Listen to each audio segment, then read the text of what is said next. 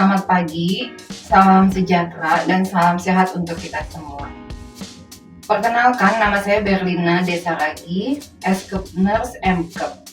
Saya merupakan dosen tetap di program studi D3 Keperawatan, Fakultas Keperawatan Institut Kesehatan Immanuel Bandung.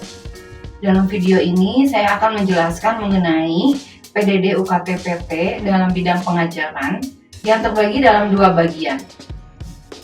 Bagian pertama merupakan bagian penjelasan mata kuliah yang dikuasai dan bagian kedua merupakan rekaman proses pembelajaran di kelas ataupun di Zoom. Saat ini saya bertugas pengampu di mata kuliah keperawatan anak. Mata kuliah ini adalah mata kuliah wajib prodi dengan bobot 3 SKS dan berada pada semester 4 dengan kode mata kuliah adalah DA 18403. Mata kuliah ini membahas tentang konsep dasar keperawatan anak, masalah kesehatan yang lazim terjadi pada anak dalam hubungannya dengan keluarga, dan pemecahannya dengan menggunakan pendekatan proses keperawatan. Pendekatan asuhan keperawatan ditujukan pada upaya peningkatan, pemeliharaan, dan pemulihan kesehatan dalam konteks keluarga. Proses belajar mengajar dilaksanakan dengan metode ceramah, penugasan, dan praktikum di laboratorium secara individu maupun kelompok. Capaian pembelajaran pada mata kuliah ini adalah menguasai teknik, prinsip, dan proses pelaksanaan asuhan keperawatan yang dilakukan secara mandiri atau kelompok. Yang kedua, mampu memberikan asuhan keperawatan kepada individu dan keluarga dan kelompok, baik sehat, sakit, dan kegawat daruratan dengan memperhatikan aspek biopsikososial dan kultural dan spiritual yang menjamin keselamatan klien atau patient safety sesuai standar asuhan keperawatan dan berdasarkan perencanaan keperawatan yang telah tersedia. Yang ketiga, mampu memilih dan menggunakan peralatan dalam memberikan asuhan keperawatan sesuai dengan standar asuhan keperawatan. Yang keempat, mampu mengumpulkan data, menyusun, mendokumentasikan, dan menyajikan informasi asuhan keperawatan. Metode pembelajaran yang diterapkan pada mata kuliah keperawatan anak ini adalah metode hybrid yang mengkombinasikan berbagai pendekatan baik secara online maupun offline. Perkuliahan dapat dilakukan secara tatap muka di kelas dan dapat juga dilakukan secara online meeting menggunakan Zoom. Adapun sistem yang digunakan dalam setiap pembelajaran yang saya terapkan adalah DIA, yaitu Delivery, Interaction, dan Assessment. Delivery di mana saya menyiapkan beragam materi pembelajaran untuk membantu semua mahasiswa secara belajar mandiri sehingga materi yang diberikan dapat diterima dengan baik oleh mahasiswa. Interaction yaitu kegiatan tatap muka antara dosen dan mahasiswa untuk membahas mata kuliah yang akan dilakukan di kelas untuk mencapai capaian pembelajaran tadi atau tersebut yang dilakukan dengan metode ceramah, tanya jawab, dan diskusi, serta presentasi yang akan dipresentasikan secara kelompok ataupun individu.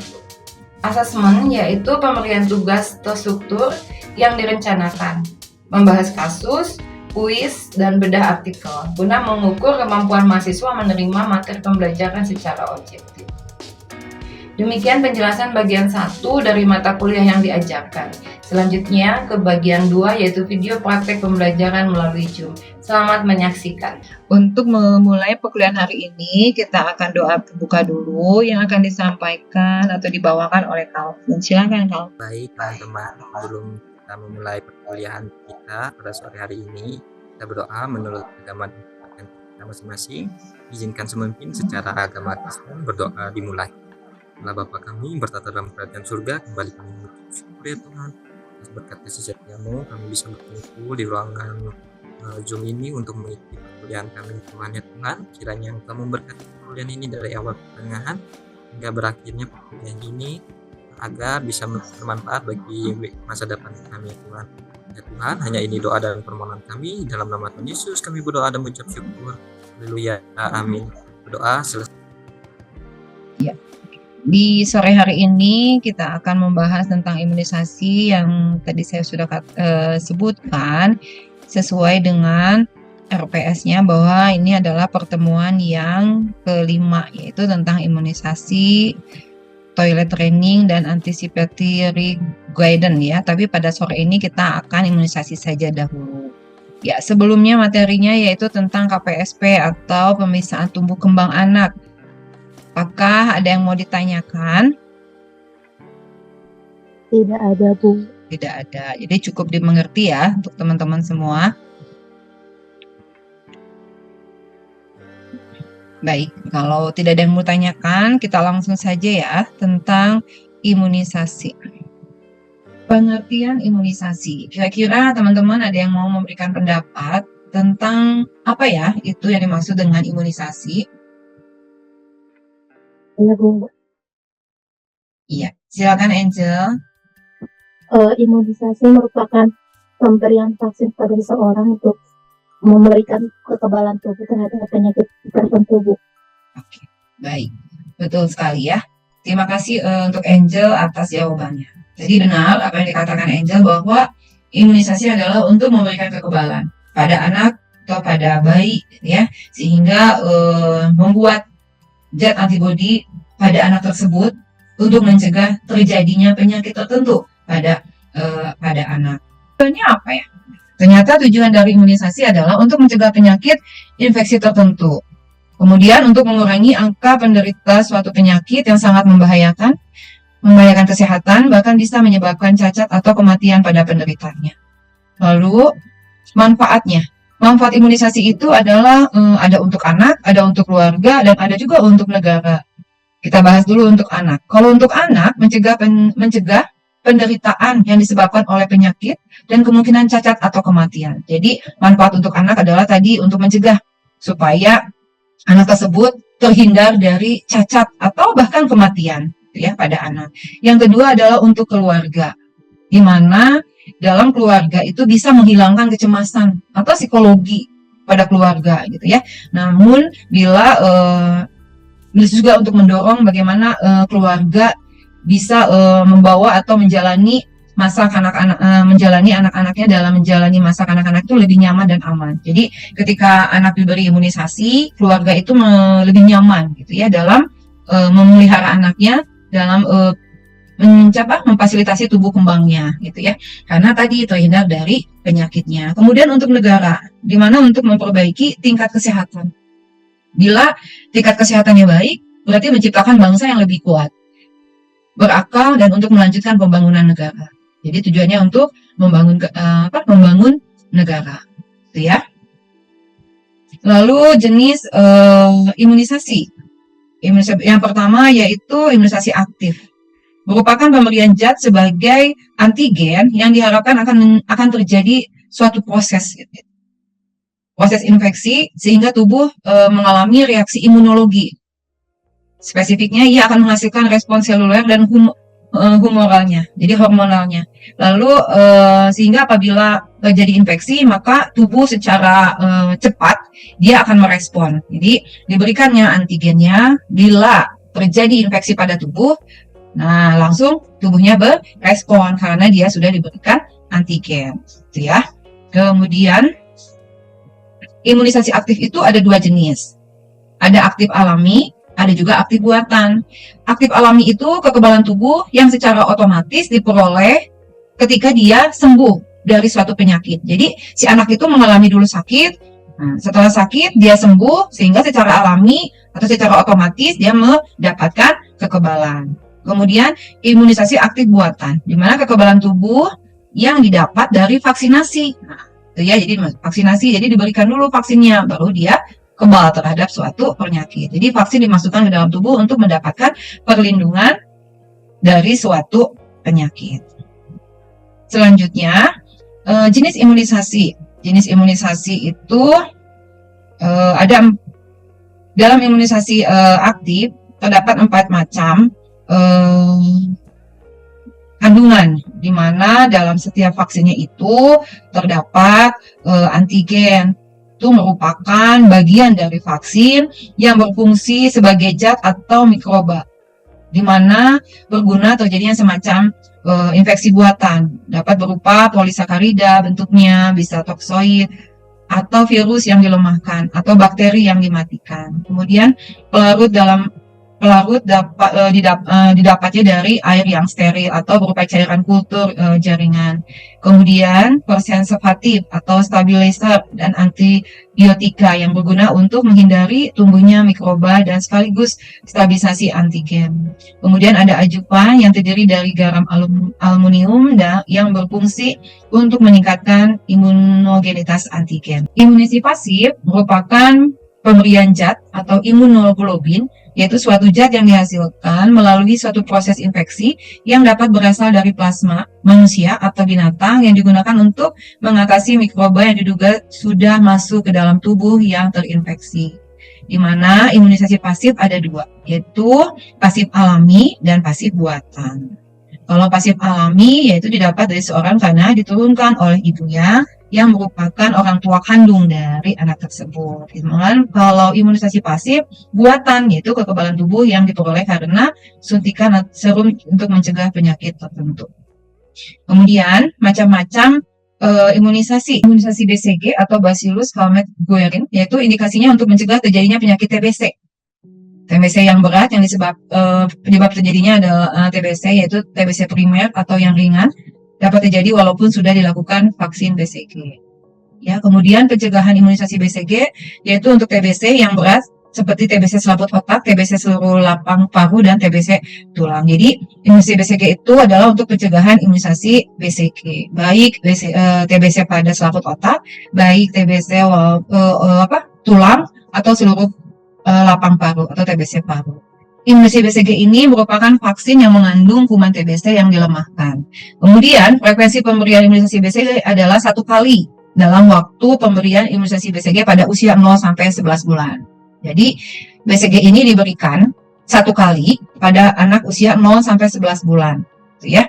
Namun masih banyak pada umumnya ibu-ibu itu membawa anaknya untuk vaksin BCG usia 2 sampai 3 bulan. Selanjutnya, cara pemberian imunisasi BCG adalah dengan intraderma, gitu ya.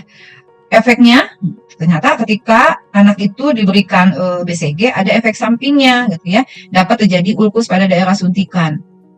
Nah, kalau teman-teman bisa lihat di tangan kiri apa tangan kanan tuh. Kalau kita mau melihat ini udah di BCG, ada di tangan kiri apa tangan kanan? Coba cek tangan kanan kalian. Tangan kanan apa tangan kiri?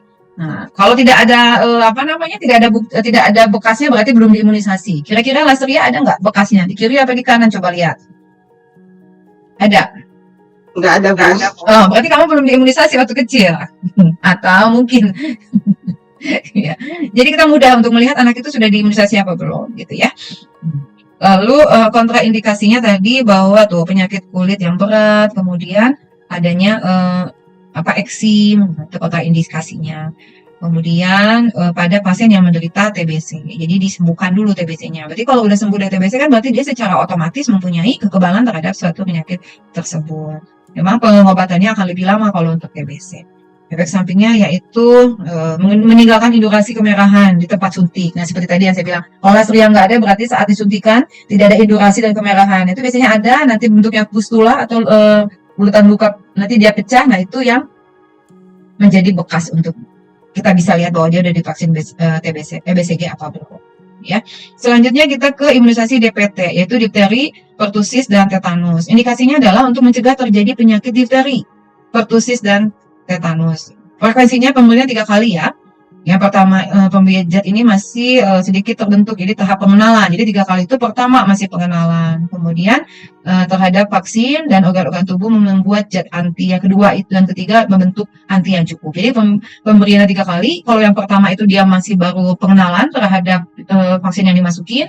Kedua dan ketiga dia akan membentuk zat anti yang cukup pada tubuhnya. Waktu pemberian antara usia 2 sampai 11 bulan dengan interval 4 minggu. Cara pemberiannya yaitu intramuskular ya. Selanjutnya yaitu kontraindikasi. Kontraindikasinya apa? Gejala-gejala keabnormalan pada otak gitu ya, pada periode bayi baru lahir. Ada gejala serius gitu sehingga anak-anak mengalami gejala pada saat pertama kali divaksin. Kemudian efek sampingnya ada yang ringan, ada yang berat. Kalau ringan itu terjadi pembengkakan, nyeri pada tempat penyuntikan, bila ada demam gitu ya. Nah, sedangkan efek beratnya anak itu menangis hebat, kesakitan. Nah, bila saat di penyuntikan ternyata anak itu mengalami menangis yang hebat dan kesakitan, nah berarti itu kita harus lihat kembali, jangan sampai terjadi kurang lebih 4 jam. Jadi setelah pemberian vaksin 4 jam selanjutnya, kalau efeknya berat itu tadi ya sampai akhirnya ada kejang, ada kesadaran menurun ya. Kemudian imunisasi polio, indikasinya adalah imunisasi yang digunakan untuk mencegah terjadi penyakit poliomielitis yang disebabkan oleh kelumpuhan pada anak. Nanti anaknya menjadi lumpuh. Pemberiannya itu 4 kali, ya, pada usia 0 sampai 11 bulan dengan interval pemberian 4 minggu. Cara pemberiannya per oral. Jadi 0 sampai 11 bulan 4 kali, pemberiannya intervalnya 4 minggu, ya. Pemberiannya itu dari awal 0 sampai 11 bulan. Hitung aja 4 minggu kemudian dapat lagi. Setelah pemberian kedua 4 minggu selanjutnya dia akan mendapatkan lagi imunisasi polio. Kontraindikasinya pada penderita imun defisiensi tidak ada efek pemberian pada anak yang sedang menderita diare, maka dosis ulangan diberikan WA. Jadi kalau misalnya pemberian saat itu anak mengalami diare, nah itu bisa diulang kembali gitu ya, setelah sembuh. Efek sampingnya pada umumnya tidak ada efek samping itu yang disebabkan oleh vaksin ini, jarang terjadi untuk pasien untuk imunisasi polio. Selanjutnya imunisasi hepatitis B, yaitu indikasinya untuk mencegah terjadinya penyakit hepatitis. Yang kandungannya adalah HBsAg dalam bentuk cair. Kemudian frekuensi pemberian imunisasi hepatitis itu 3 kali. Itu waktu pemberian pada umur 0 sampai 15 bulan, lalu cara pemberiannya IM sama yang tadi ya. Kemudian kontraindikasinya adalah bisa terjadi hipersensitif pada komponen vaksinnya. Vaksin ini tidak dapat diberikan pada penderita yang sedang mengalami infeksi berat, bahkan bisa terjadi kejang. Efek sampingnya pada reaksi lokal yaitu seperti sakit, ada kemerahan, ada pembengkakan di sekitar tempat penyuntikan. Gitu. Reaksi yang terjadi bersifat ringan, biasanya bisa hilang setelah 2 hari. Kemudian imunisasi selanjutnya yaitu imunisasi MMR, measles, mumps, dan rubella. Jadi indikasinya untuk memberikan atau mencegah terjadinya pada penyakit campak, gondok ya. Lalu bukan gondongan ya, gondok. Nah, lalu parotis, lalu epidemika atau mumps atau rubella atau campak Jerman. Vaksin ini dianjurkan untuk bayi di bawah usia 1 tahun. Jadi pemberian pertamanya dianjurkan pada bayi di bawah usia 1 tahun karena dikhawatirkan terjadi interferensi dengan antibodi maternal yang masih ada, khususnya pada daerah endemik sebaiknya diberikan imunisasi campak monovalen dahulu pada usia 4 sampai 6 bulan. Lalu 9 sampai 11 bulan, kemudian ada boosternya itu diberikan pada usia 15 sampai 18 bulan. Efek sampingnya adalah vaksin parotis biasanya berupa pembengkakan kelenjar yang timbul 10 sampai 14 hari setelah vaksin. Ya, efek sampingnya terinfeksi rubella ringan seperti demam, ringan nyeri, tenggorokan pusing, terjadi ruam pada daerah penyuntikan dan pembengkakan kelenjar. Oke. Selanjutnya adalah untuk vaksin pada tipes abdominalis, ya. Kira-kira teman-teman udah pernah divaksin tipes belum? Karena penyakit tipes sering banget terjadi pada anak-anak mahasiswa. Makannya suka tidak bersih. Nah, tipes juga ada imunisasinya yaitu untuk mencegah terjadi penyakit tipes abdominalis. Diberikan tuh pada bayi 6 sampai 12 bulan. Diberikannya 0,1 ml, 1-2 tahun 0,2, 2 sampai 12 tahun 0,5 ml. Pada pemberian awal dapat diberikan sebanyak 2 kali dengan interval 4 minggu. Pada vaksin ini kan dilemahkan, dapat diberikan dalam bentuk kapsul. Ternyata bisa juga diberikan dalam bentuk kapsul, gitu ya. Pada anak usia di atas 6 tahun dan pada antigen yang kapsular diberikan juga pada anak usia 2 tahun. Jadi kalau kapsul diberikan pada anak usia 2 tahun dan dapat diulang 3 tahun setelah pemberian, gitu ya. Kemudian imunisasi varicella itu merupakan imunisasi yang digunakan untuk mencegah terjadinya penyakit varicella atau cacar air. Varicella merupakan virus hidup varicella zoster strain OK yang dilemahkan. Pemberian vaksin varicella dapat disuntikan pada usia 12 tahun di daerah tropik dan 13 tahun dapat diberikan 2 kali suntikan. Teman-teman ada yang pernah menderita varicella nggak atau cacar air? Itu ya, Pernah. ya pernah ya. Saat kita cacar air pasti kita nggak boleh mandi, nggak boleh dicongkel. Gitu. Ketika dicongkel dia membentuk bekas ya. Tapi setelah kalian dapat atau tubuh setelah mendapat varicella dia mempunyai kekebalannya terhadap penyakit tersebut. Ya. Selanjutnya hepatitis A, yaitu untuk mencegah penyakit hepatitis. Pemberian imunisasi ini dapat diberikan pada usia di atas 2 tahun, di mana untuk imunisasi awal dengan menggunakan vaksin Haprik, yaitu isinya virus hepatitis A strain HM175 yang inaktif dengan 2 suntikan dengan interval 4 minggu dan booster pada 6 bulan kemudian. Dan apabila menggunakan vaksin MSD dapat dilakukan 3 kali pada usia 6 bulan dan 0, 6 dan 12 bulan. HIB yaitu digunakan untuk mencegah penyakit influenza tipe B, di mana pemberian awal dengan PRPT dilakukan dengan 3 kali suntikan, intervalnya 2 bulan. Kemudian efek sampingnya yaitu efektivitas vaksin HIB sekitar 90% dengan relatif menimbulkan reaksi lokal berupa rasa nyeri dan kemerahan sekitar pada kemerahan terjadi pada 5-15 bayi pada saat divaksin. Kemudian pemberian imunisasi yaitu kita bisa melihat dulu dari sifat vaksinnya. Kalau sifat vaksin adalah suatu produk biologis yang terbuat dari kuman, komponen kuman atau racun yang telah dilemahkan atau dimatikan yang berguna untuk merangsang kekebalan tubuh seseorang. Vaksin dibagi menurut 1 sensitivitas terhadap suhu. Jadi vaksin ini pada suhu sensitif terhadap beku yaitu DPT, DT, TT, hepatitis B, DPT-HB ya. Itu yang sensitif terhadap beku. Ada juga yang sensitif terhadap panas yaitu vaksin campak, polio dan BCG. Nah, itu berarti harus dihindari. Kemudian substrat pembuatannya adalah vaksin yang dilemahkan yaitu virus campak, polio, kuman, BCG. Selanjutnya, vaksin dari kuman yang dimatikan tuh ada bakteri pertussis dalam DPT dan virus polio jenis SARS dalam virus polio. Vaksin dari racun atau toksin kuman yang dilemahkan seperti racun kuman toksit, difteria, kemudian toksit dalam DPT. Vaksin yang terbuat dari protein khusus kuman seperti hepatitis B. Itu jadi bentuk-bentuk jenis-jenis ya, vaksin terbuat dari mana saja.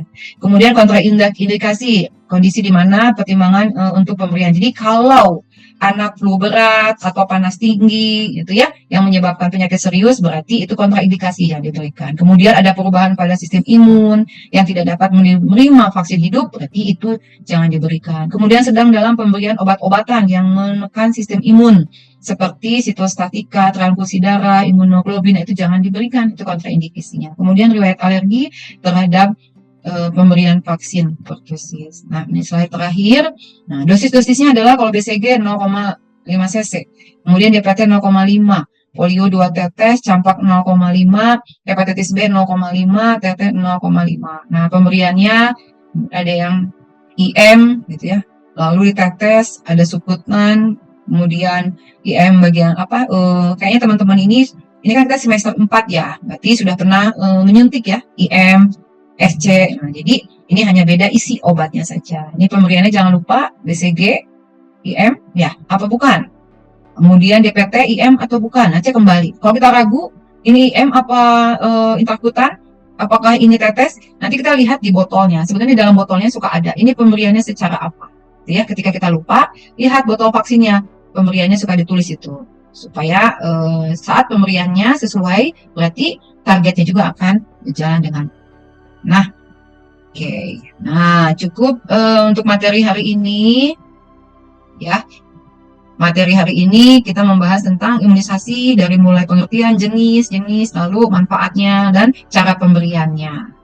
Kira-kira ada yang mau tidak ada ya? Nah, jadi teman-teman pada sore hari ini kita sudah belajar apa aja kira-kira? Mengenai imunisasi itu. Imunisasi ya, dari pengertian, kemudian jenis ya, apalagi Jenis, tujuan. tujuan dan manfaatnya ya. Baik. Nah, ya, minggu depan kita akan belajar lagi tentang ini ya, anticipative guidance. Jadi bagaimana orang tua mengantisipasi anaknya ketika dia terdeteksi penyakit tertentu gitu ya, atau tumbangnya tidak sesuai gitu ya. Nah, sebelum kita akhiri, ini ada ini nih, ada soal. Kita bahas dulu ya. Nih, ada kasus. Terlihat nggak? Sudah terlihat? Oke. Nih, tadi kan kita udah ada belajar ini ya, imunisasi. Ini kalau ada kasus selanjutnya, kira-kira bayi ini harus mendapatkan yang mana? Yang C, Bu. Yang C. Kenapa yang C? Bisa dijelaskan? Kalau menurut saya, Bu, Mm-mm. kan bayinya Udah mendapat ini. benar. Nah, biar di dosis di DPT untuk DPT-nya kan dalam bayi 4 bulan itu udah dapat dosis kedua. Karena di umur yang tadi di PPT Ibu. Ya, 4 bulan ya. Nah, tapi nanti kita bisa lihat di kasusnya. Ternyata dia belum dapat. Ya, betul nggak? Harusnya dia udah dapat ya. Berarti Iya, Bu. DPT 1 harus dapat. HB-nya harus dapat. Kemudian HIB 1. Nah, lalu polionya udah nih 1. Berarti dia harus mendapatkan polio Polio 2. 2. Jadi jawabannya adalah di B. Kan polionya udah 1. Berarti dia polionya 2. HIB-nya belum. Jadi dia HIB-nya 1. DPT-nya belum. Jadi dia dapat DPT dan HB. Gitu ya. Bisa dipahamin? Bisa, Bu. Oke. Nah, kalau kasus tadi ya, kita intervensi apa yang harus diberikan kira-kira? Berarti bentuknya apa ya? Kalau sudah tadi udah diberikan, berarti yang diberikan adalah DPT. Kemudian ada apa lagi tadi? HIB. Nah, itu intervensinya ya, pemberian apa yang bisa selanjutnya. Kemudian yang kedua, pendidikan kesehatan apa yang kita bisa berikan pada ibunya. Misalnya ini ada ibu nih yang mempunyai anak usia 4 bulan. Kemudian dia udah mendapatkan imunisasi. Kira-kira pendidikan kesehatan apa yang diberikan? Imunisasi lanjutan, Bu. Oh iya betul, imunisasi lanjutan ya. Apa selanjutnya yang akan didapat anak untuk imunisasi? Kemudian apalagi kira-kira? Pentingnya diimunisasi, Bu. Oh ya, pentingnya diimunisasi. Nah, supaya anaknya itu sehat. Karena kan kalau anak sakit dia nggak bisa diimunisasi ya. Kira-kira apa? Makanan yang sehat gitu ya, supaya berat badannya juga naik, anaknya sehat gitu ya. Itu Menkes yang bisa disampaikan pada ibunya. Baik, akhirnya perkuliahan kita selesai deh. Terima kasih untuk teman-teman mahasiswa yang sudah mengikuti perkuliahan dari awal sampai akhir. Semoga apa yang saya sampaikan, apa yang saya diskusikan dapat bermanfaat untuk teman-teman semua. Ya. Baik, untuk mengakhiri perkuliahan hari ini, kita doa dulu ya. Tadi kan diawali dengan doa, kita juga akan tutup dalam doa. Untuk doa penutup akan dibawakan oleh Regita. Silakan Regita. Baik teman-teman, saya akan memimpin secara Kristiani, yang lain boleh mengikuti sesuai keyakinan masing-masing. Berdoa dimulai. Tuhan Yesus, terima kasih atas penyertaan-Mu kepada kami semuanya Tuhan, sehingga saat ini kami boleh menyelesaikan kegiatan belajar mengajar kami dengan baik ya Tuhan. Terima kasih Tuhan, Engkau telah menuntut perkuliahan kami dari awal, pertengahan hingga akhir ya Tuhan. Semoga apa yang disampaikan oleh dosen kami ya Tuhan menjadi pembelajaran kami untuk ke depan ya Tuhan. Terima kasih ya Tuhan Yesus, Allah Bapa kami, dan dalam Tuhan Yesus kami berdoa mengucap syukur. Amin. Amin. Terima kasih ya Regita.